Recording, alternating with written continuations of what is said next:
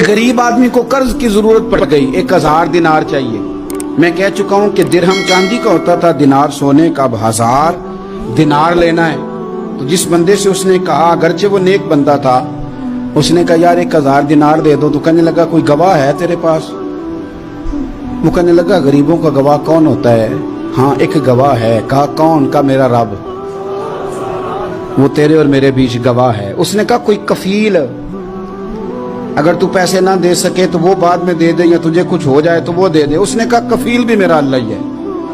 मेरे पास अगर है तो रब करीम का नाम है, अगर एतमाद कर सकता है तो कर ले। बंदा नेक था, उसने कहा रब के नाम पे, रब की किफालत पे, अल्लाह को गवाह बना के मैं तैयार हूं तुझे 1000 देने।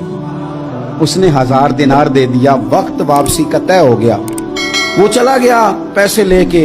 उसने पूरी मेहनत की कि मैंने वक्त पे पैसे लौटाने, पूरी मेहनत भी कर ली, अल्लाह ने मदद भी कर दी, पैसे भी उस तारीख को उसे मिल गए। बाद लोगों का तो लौटाने का दिल ही नहीं ना होता। फरमाया हदीस पाक में कि तू लौटाने का इरादा कर, रब तेरी मदद भी फरमाएगा। लेकिन यहां बहुत सारे लोग कहते हैं खैर है, इरादा ही नहीं। तो फिर जिस तरह का बंदे का गुमान हो, रब भी उसी तरह का मामला फरमाता है। उसने पैसे जमा भी कर लिए और वापस देने को तैयार भी हो गया, लेकिन रास्ता बहरी जहाज का था, कश्ती का था, दरिया के रास्ते वापस आना था। अब वो जब आ गया दरिया के किनारे तो बड़ी कोशिश की, पर वहां उसे कोई कश्ती नहीं मिली। वक्त पे पैसे लौटाने हैं, सफर करना है, अब सवारी मुयस्सर नहीं है। सोच सोच के परेशान था कि मैंने तो अल्लाह के नाम पे लिए। अचानक दिल में एक तजवीज आई। उसने एक लकड़ी ली, लकड़ी को अंदर से खोला, 1000 दिनार उसमें भरा। बुखारी पढ़ रहा हूं, और साथ एक खत भी लिखा कि यार मैं पैसे पहुंचाना चाहता था पर मुझे कोई चीज नहीं मिली दरिया के उस पार आने, अल्लाह के नाम पर तेरी तरफ रवाना कर रहा हूं। और ये कह के वो लकड़ी दरिया में रख दी। वो लकड़ी डूब गई है, वापस आ गया। वो जिसने पैसे लेने थे वो ऐन मुकर्ररा वक्त पर दरिया किनारे आया।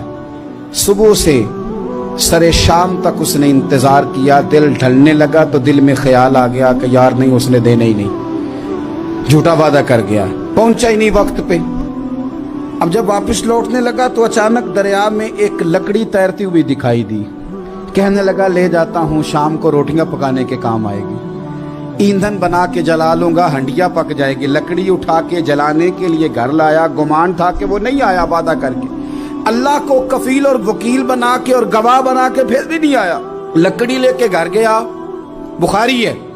और जब उसको चीरा ना कि मैं इसकी आग जलाऊंगा, खोला तो अंदर से 1000 दिनार भी निकल आया, खत भी निकल आया। अब जरा समझना, उसके दिल में बात किसने डाली कि तू लकड़ी में पैसे डाल दे? अल्लाह ने। उस बंदे को मुकर्ररा वक्त पे किनारे भेजा किसने? लकड़ी सिर्फ उसी के हाथ आई तो ये बंदोबस्त किया किसने? अल्लाह ने। घर जाके चीरी तो पैसे बाहिफाजत उस तक पहुंचाए किसने? तो फिर हमें भी तवज्जो अल्लाह की जानिब भी करनी चाहिए।